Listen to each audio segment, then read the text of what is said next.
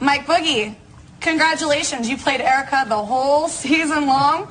Better than Big Brother. You played that girl. Erica, I hope you use that money. Buy yourself some dignity. Yo, what is up, guys? Bobby D King here, back again with another video. And in this video, we will be talking about episode 16 of Carnival of Chaos, which was an insane episode as we get the comeback challenge. A lot of things has really changed within the game also, and the dynamics between the characters are definitely increasing to where I'm very excited to where the season's still going. I still think this season is very strong, and I think the two people who come back, while weren't my initial picks to come back and weren't really my favorites to come back, I'm very happy that they're back, and I also feel like we do get a solid conclusion on the characters who don't come back. So yeah, let's just get into the episode. We start off the episode with Spencer trying to talk to Jade, but clearly Jade has just had enough of Spencer to where I feel like they're not going to work together. They're probably not going to speak to each other, or at least Jade's not going to speak to Spencer at this point. And we see Jade in the confessional literally point out how Spencer is pretty much the worst ally to have in the game. And obviously Isabel is loving this right now, as obviously she has Jade all to herself now without Spencer in the mix. Later, see Zayd and Anastasia talk about the vote, and Anastasia asks Zayd why did he vote with men, and Zayd is still pretty much hung up about what Spencer said about his family not being proud of him. And we see Anastasia comfort him and also talk about her ex-girlfriend Alyona and pretty much her lore about why she left Russia because the paparazzi caught her and Alyona together.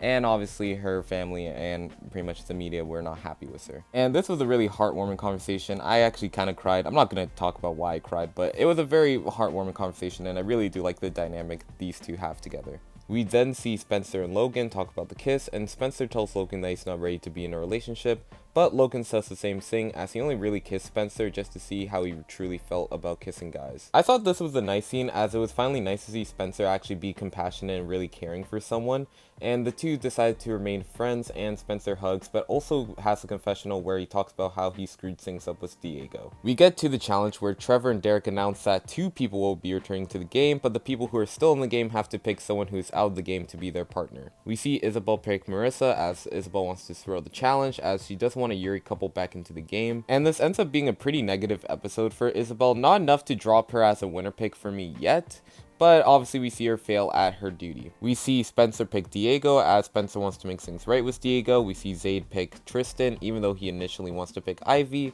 Ivy kind of just nudges him into picking Tristan anyways. Anastasia picks Ivy, and Jade picks Benji, with the shock of Hannah, which honestly does make sense for Hannah to be shocked, but I'm pretty happy that Jade went with Benji just to apologize and make things right with him.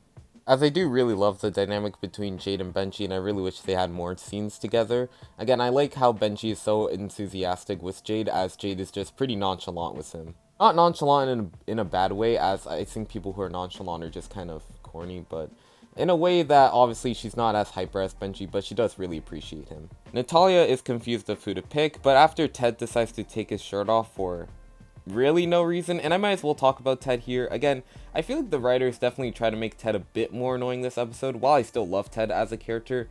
Again, I can't lie by the fact that I don't think episode 1 through 4 Ted would have taken off his shirt, and then, like, I don't know, I didn't really enjoy that. Anyways, we see how Natalia finally picks Alessio, and this was by far my favorite pair of the episode. Again, I really do ship them now. Again, Alessio calling Natalia a goddess, their deleted scene together honestly was really cute. Again, I personally really ship them, and I really love them together, and I really wish Alessio came back into the game at this point. Because Alessio's strongest episode was definitely here. While I still do think Alessio was the worst player in this Venture Camp history, I cannot lie by the fact that he was grinding this episode.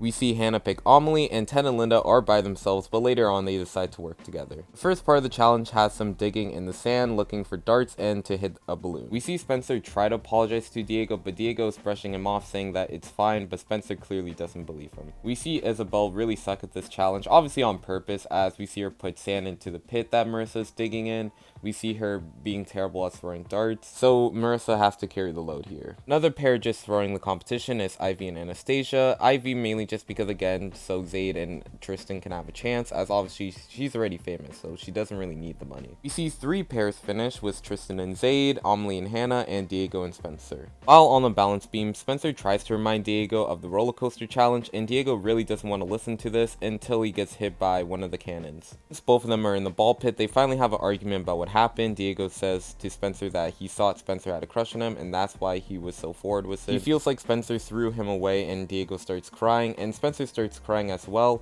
probably feeling the same way how his ex-boyfriend made him feel. Then see Spencer say, how can he make things right? and Diego just says he doesn't know. You see Natalia and Alessio move on. Ted moves on as well, but he helps Linda to move on as well. Unfortunately though, that's where Linda decides to stop helping Ted, just because again she feels like he cannot keep up, with obviously the balance being a very difficult challenge. Despite that difficulty, Ted actually is able to catch up to Linda until he falls down. Tristan falls as well, but Benji's able to pick them up, and the two share a really cute moment together, and I'm just team Trinji all the way. The final pair to make it through is Marissa, leading Benji, Ivy, and Richard to be eliminated from the first part of the challenge. We don't get much dialogue from Ivy and Richard at this point, and I don't think Richard really speaks at all this episode, which is kind of sad, but anyways, we see Benji talk to Jade, saying that she should open up more because she's really cool, and I agree, Jade seems like a really cool character, and she's incredibly attractive. On the balance beam, I was really worried that Isabel was going to just like not cross. Again, we see her being very petrified during the last challenge, so I was really worried about that. But Marissa was able to pick her up and just straight up just run across the balance beam, which I thought was pretty cool. Anyways, we see how Amelie and Hannah both are able to cross the balance beam. Same thing with Linda, Diego, and Spencer, and they all jump into the water. Marissa and Isabel are the last pair to make it, leading to Ted, Tristan, and Alessio being out. I normally don't talk about deleted scenes, and probably don't expect me to for the most part, unless like a big scene that I think should have been in the episode gets taken out, then I will talk about it. But Alessio and Natalia have a really sweet conversation, Natalia gassing Alessio up, saying how that passion can do you wonders outside the show, and we see Alessio try to reach for a handshake, but Natalia just gives him a hug.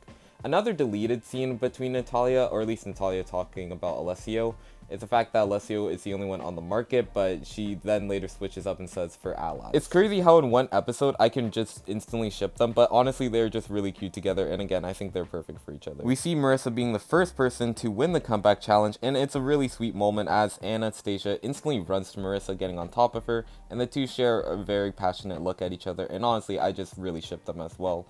They're probably my favorite ship on the season, to be honest. Again, I really just love their dynamic together, and I feel like their build-up was very natural and just felt very real to me. Obviously, with Marissa coming back into the game, that means that the Girls Alliance could be back on, so Anastasia's comment about how the Girls Alliance is reaching their expiration date might have to wait, and especially waits because Amelie also wins the comeback challenge. But before that, Amelie and Hannah just start digging in on Linda for like no reason, and I just found that really funny while watching it.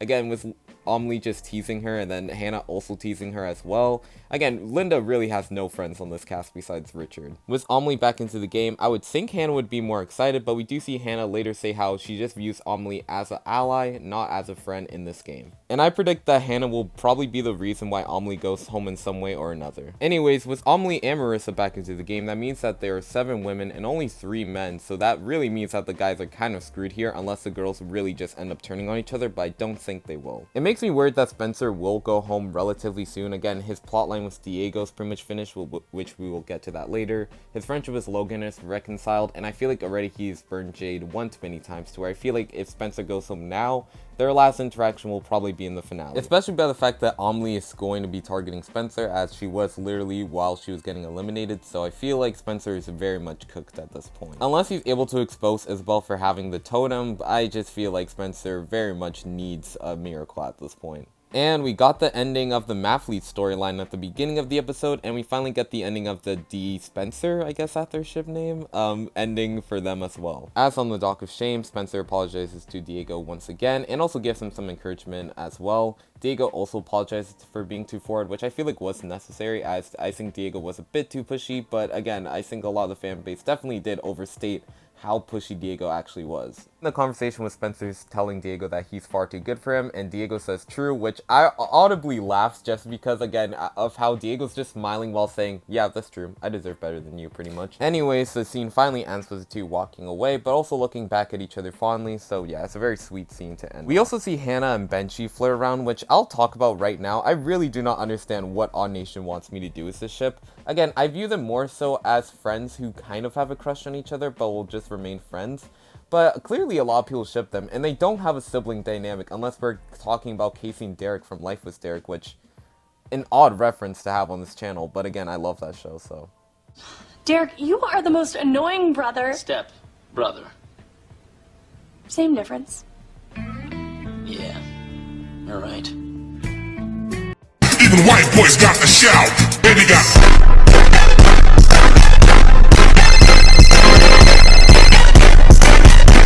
again, to me, it just feels like Hannah and Benji do not have a sibling dynamic. Definitely not an older brother, younger sister dynamic, at the very least, to where, again, I feel like Diego's more so an older brother to Hannah than Benji. Obviously, they can be friends, considering the fact that they were playing that one hand game together. I forgot what it's called, and I will not attempt to say it just because, again, yeah. I feel like Hannah definitely does have a crush on Benji, though. But it does make sense to not make them canon. Again, Hannah is an orphan and probably needs family more so than anything. So again, Amelie is like her mom. Diego and Benji are like her brothers. Tristan is their dog. Well, at least I remember a scene where Tristan says that they're their dog, so yeah. We also get an ending to the trio, obviously, between Zayd, Ivy, and Tristan, where Ivy and Tristan pretend that Zayd is dead. It's a pretty funny scene, and I will miss them as a trio. But I'm also happy that Zayd will finally get some moments to shine, as I feel like he's the least developed. Or not the least developed, but the least fleshed out. Anyways, we end off the episode with Emily finally going to talk to Trevor and apologize to him about everything. I'm very excited for the scene in the next episode, as obviously I do love Emily and Trevor together, and I feel like Emily was massively derailed in All-Stars, and I feel like this conversation could be like her redemption. Also, it would be nice for Trevor to have something to do, as again, I love Trevor way more than I do Derek, so it's like, yeah.